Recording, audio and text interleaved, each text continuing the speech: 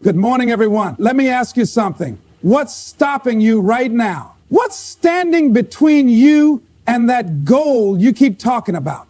That dream that excites you, but also terrifies you. That life you imagine when you're alone and your doubts are quiet. Most people will answer with a list. Time, money, lack of support, bad luck, unfair systems, a rough past, or too many responsibilities. And sure, those are real. Life is hard. But let me tell you the truth that most don't want to hear. The biggest thing standing in your way is you. We live in a world that constantly tells us to talk about our feelings, to express our struggles. And yes, there's value in that. You are human. You're allowed to feel. You're allowed to fall. But if all you ever do is cry about how hard life is and never do anything to change it, you're not healing. You're hiding. There comes a time when crying has to stop and grinding has to begin. Let that sink in. No one is going to wake you up every morning. No one is going to force you to study, to train, to hustle, to sacrifice. Your friends might cheer you on. Your family might believe in you. But at the end of the day, it's you who has to show up. You want to build a business? Stay up late learning the game. You want to get fit? Get up early and put in the reps. You want better grades, a better job, a better life? You can't just wish for it. You've got to work for it every single day. This is the era of cry less, grind more. Not because emotions don't matter, but because action matters more. Let's get one thing straight. The grind is not glamorous. It's waking up tired. It's hearing no 100 times and still knocking on doors. It's doing work that nobody sees, clapping for yourself when nobody else does, and pushing forward when quitting feels easier. But here's what most people don't realize. Pain is a prerequisite for growth. You don't build muscle without tearing it first. You don't develop character and you don't earn success without sacrifice. Every person you admire, whether they're an athlete, artist, entrepreneur, or leader, they didn't get there because life was easy. They got there because they chose to grind when it was hard. So why not you? Why not now? I don't care where you came from. I care where you're going. Maybe you've made mistakes. Maybe you've been counted out. Maybe you've been through things nobody should have to face. That doesn't disqualify you. It prepares you. Your past is a classroom, not a prison. Learn from it. Don't live in it. Every great comeback story starts with a low point.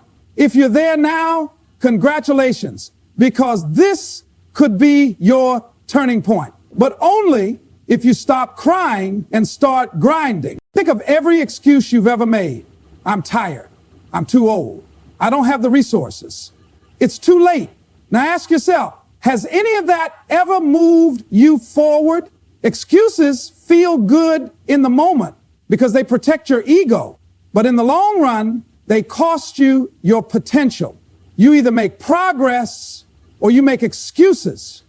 You can't do both. Grinding doesn't mean working without rest or being reckless with your health. It means doing what you said you were going to do long after the mood you set it in has left. It means discipline over drama, consistency over complaining, effort over excuses. Don't suppress your emotions.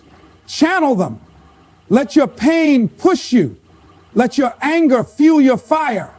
Let your heartbreak build your hunger. Crying is not weakness, but staying stuck is. Grind through your grief. Grind through the loneliness. Grind through the criticism, the rejection, the self-doubt. Because every time you choose action over apathy, you're rewriting your story. We live in a world obsessed with being seen. People want the recognition without the responsibility. But the grind doesn't care about likes, follows, or filters. The grind is done in silence, early mornings, late nights, no applause. The reward, legacy, growth, freedom.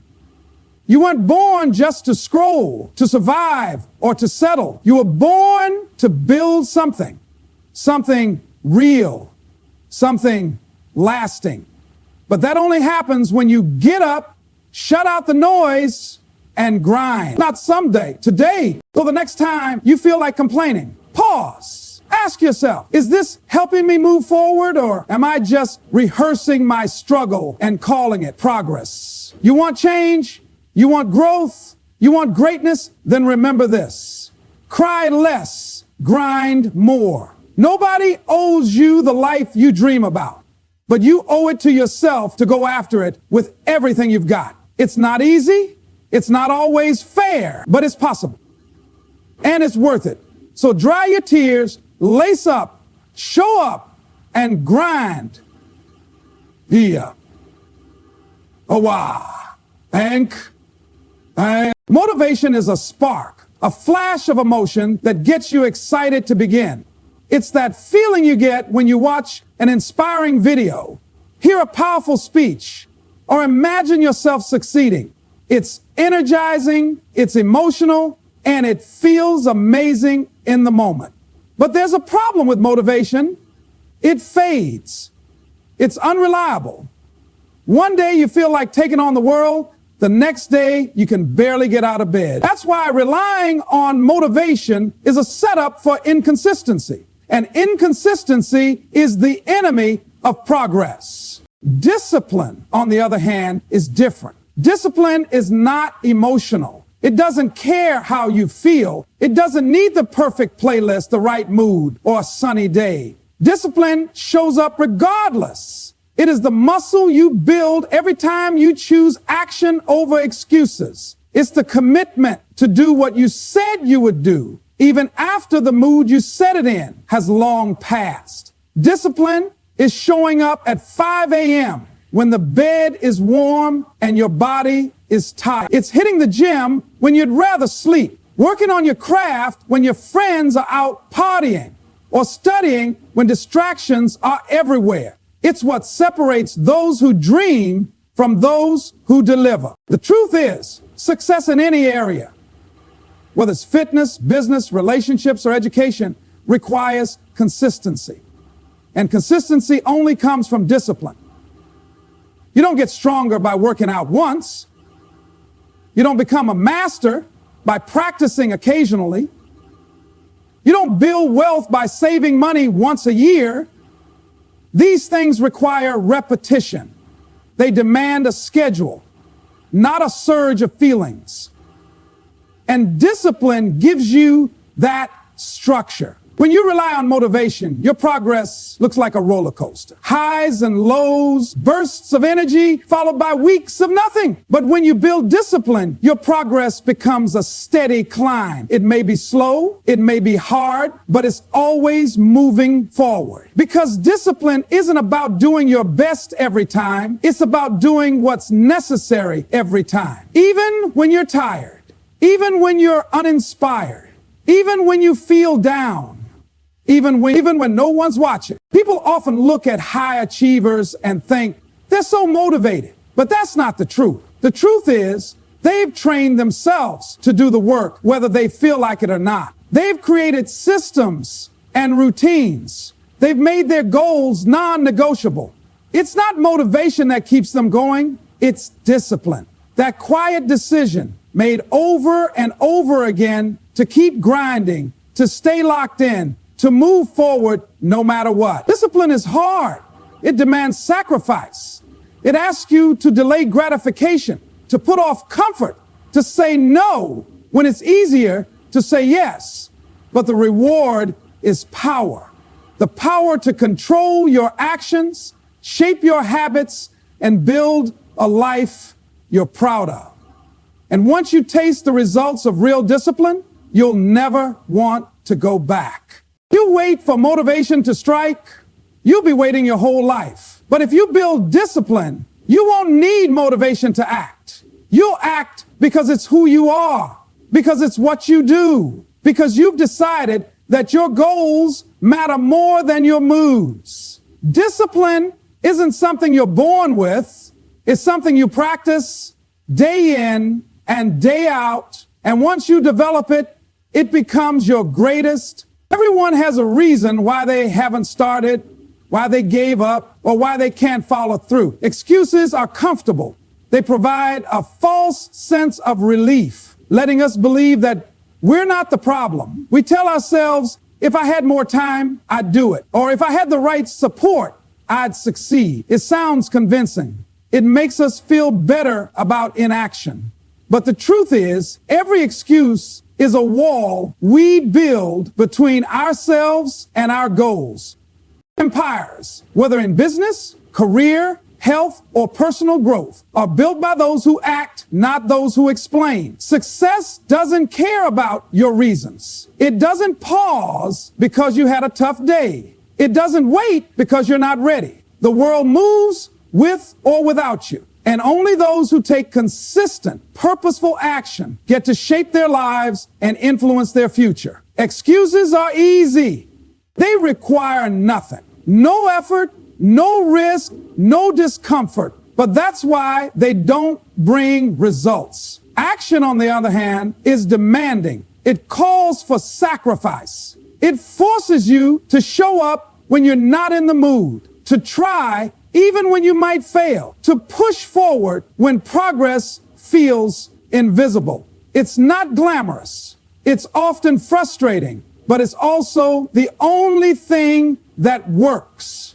Think of anyone you admire, any leader, creator, athlete, or entrepreneur. They didn't get there by explaining why they couldn't. They got there by doing something about it. They faced the same resistance you do. They had bad days, lack of support, low resources, and setbacks. The difference? They didn't let those things stop them. They chose action over comfort. We live in a time where talking has become a substitute for doing. People love to plan, to post, to talk about their ambitions. But without action, all of that is noise. A detailed plan means nothing if it's never executed. A goal on paper means nothing without daily steps toward it. You don't get to the top by having ideas. You get there by working on them, failing forward, learning, and repeating the process without quitting. Excuses will always be there. Life will always give you reasons to pause. You'll always be able to justify staying the same. But that mindset doesn't move you forward. What moves you forward is choosing action in the face of discomfort. It's saying, I'm doing this anyway, even when it's hard, even when it's slow, even when no one claps for you. Excuses feel good in the moment, but they rob your future. Every time you choose an excuse, you delay your progress. You weaken your belief in yourself. You become someone who talks more than they move. And eventually that becomes who you are. Someone who could have, but didn't. But action builds momentum. The more you act, the stronger you get. The more you try, the more you learn. Every action, no matter how small, compounds. It builds discipline. It creates confidence. It makes you someone who doesn't wait for the perfect time, because you understand that the perfect time is a myth. You act because action is the only path to results. Nobody builds something great by accident. Nobody changes their life by doing nothing. It always starts with a decision to stop making excuses and start making moves. You don't need more time. You don't need everyone to believe in you. You don't need the stars to align. You need to act with what you have, where you are, right now. In the moment, pain feels overwhelming, whether it's physical exhaustion, emotional stress, mental fatigue, or spiritual struggle. Pain demands our attention. It makes us doubt ourselves. It whispers that we're not built for this. It convinces us that backing off is the smart thing to do. And that's exactly when most people quit. Not because they lack talent or opportunity, but because They let temporary pain convince them to abandon long-term purpose. But pain, by its nature, doesn't last forever. It passes. It changes. It teaches. It changes you into someone more capable, more focused, more resilient. The discomfort you feel now, the early mornings, the late nights, the sacrifices, the failures, the silent battles, these are signs that you are growing. They are proof that you're moving beyond your comfort zone, because growth never happens without struggle. You can't get stronger without resistance. You can't build endurance without exhaustion. You can't become great without pain. Quitting, however, lasts. When you quit, you shut the door on what could be. You don't just stop the pain, you stop the progress. You lock yourself into regret, and regret is heavier than any pain you'll ever feel on the journey. It lingers in your mind, showing up in quiet moments, reminding you of what you didn't finish, what you gave up on, what you walked away from because it got hard.